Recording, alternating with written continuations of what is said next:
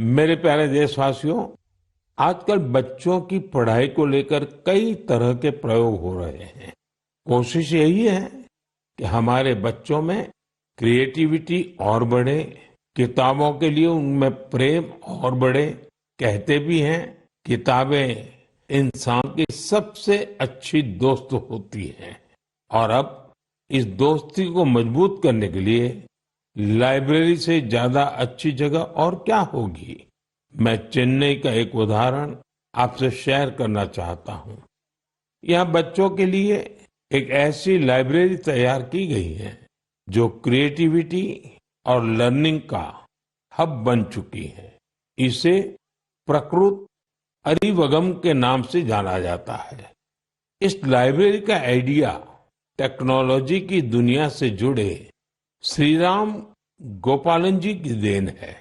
विदेश में अपने काम के दौरान वे लेटेस्ट टेक्नोलॉजी की दुनिया से जुड़े रहे, लेकिन वो बच्चों में पढ़ने और सीखने की आदत विकसित करने के बारे में भी सोचते रहे। भारत लौटकर उन्होंने प्रकृत अरिवगम को तैयार किया। इसमें 3000 से अधिक किताबें हैं जिन्हें पढ़ने के लिए बच्चों में होड़ लगी रहती है। किताबों के अलावा इस लाइब्रेरी में होने वाली कई तरह की एक्टिविटीज भी बच्चों को लुभाती हैं। स्टोरी टेलिंग सेशन हो, आर्ट वर्कशॉप्स हो, memory training classes, robotics lesson या फिर पब्लिक स्पीकिंग, क्या हर किसी के लिए कुछ न कुछ जरूर है जो उन्हें पसंद आता है। साथियों, हैदराबाद में फूड फॉर थॉट फाउंडेशन ने भी कई शानदार लाइब्रेरीज बनाई है। इनका भी प्रयास यही है कि बच्चों को ज्यादा से ज्यादा विषयों पर ठोस जानकारी के साथ पढ़ने के लिए किताबें मिले। बिहार में गोपालगंज के प्रयोग लाइब्रेरी की चर्चा तो आसपास के कई शहरों में होने लगी है। इस लाइब्रेरी से करीब 12 गांवों के युवाओं को किताबें पढ़ने की सुविधा मिलने लगी है। साथ ही ये लाइब्रेरी पढ़ाई में मदद करने वाली दूसरी जरूरी सुविधाएं भी उपलब्ध करा रही है। कुछ लाइब्रेरीज तो ऐसी हैं जो प्रतियोगी परीक्षाओं की तैयारी में स्टूडेंट्स के बहुत काम आ रही है।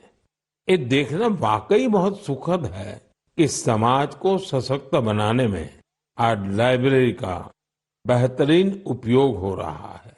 आप भी किताबों से दोस्ती बढ़ाइए और देखिए कैसे आपके जीवन में बदलाव आता है। मेरे प्यारे देशवासियों, परसों रात ही मैं दक्षिण अमेरिका के देश गयाना से लौटा हूं। भारत से हजारों किलोमीटर दूर गयाना में भी एक मिनी भारत बसता है। आज से लगभग 180 वर्ष पहले गयाना में भारत के लोगों को खेतों में मजदूरी के लिए, दूसरे कामों के लिए ले जाया गया था।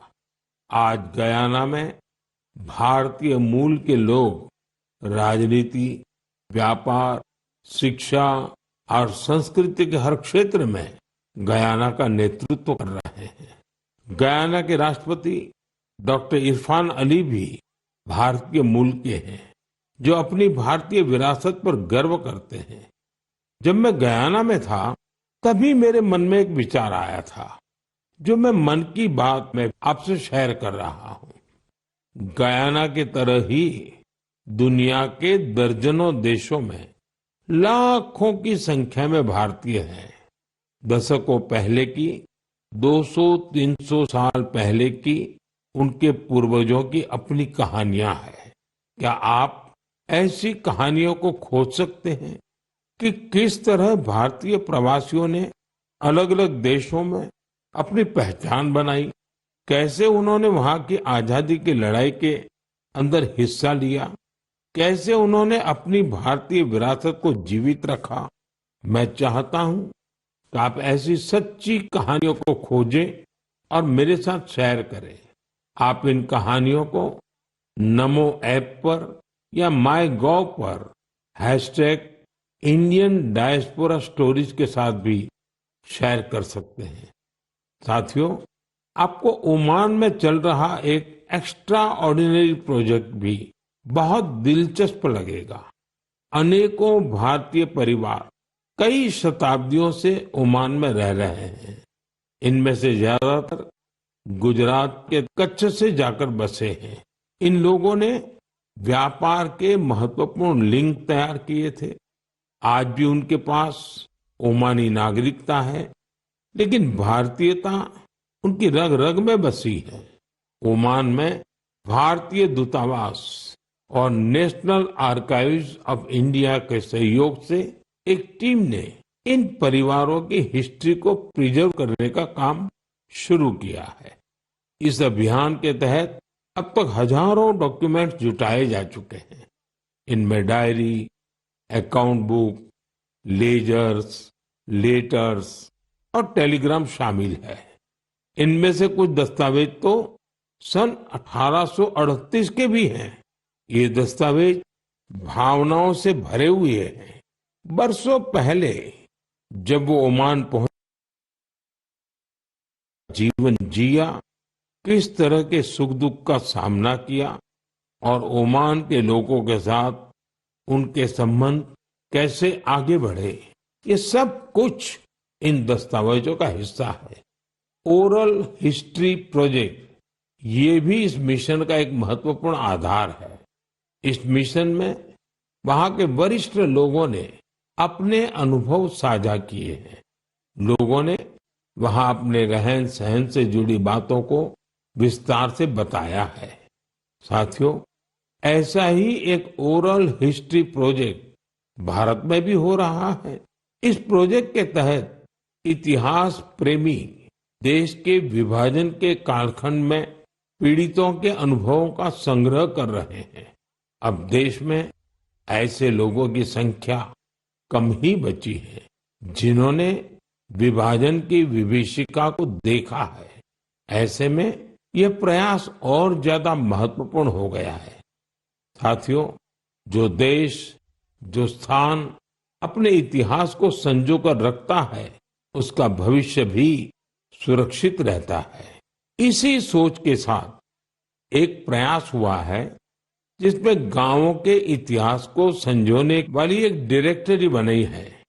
समुद्री यात्रा के भारत के पुरातन सामर्थ्य से जुड़े साक्ष्यों को सहेजने का भी अभियान देश में चल रहा है। इस कड़ी में लोथल में एक बहुत बड़ा म्यूजियम भी बनाया जा रहा है।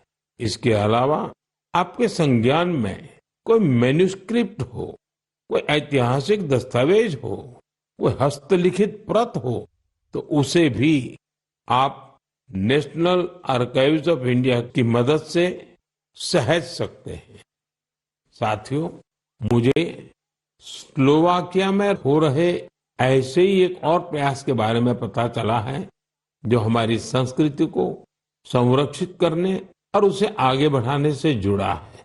यहाँ पहली बार स्लोवाक लैंग्वेज में हमारे उपनिषदों का अनुवाद किया गया है। इन प्रयासों से भारतीय संस्कृति के वैश्विक प्रभाव का भी पता चलता है। हम सभी के लिए ये गर्व की बात है कि दुनिया भर में ऐसे करोड़ों लोग हैं जिनके हृदय में भारत बसता है।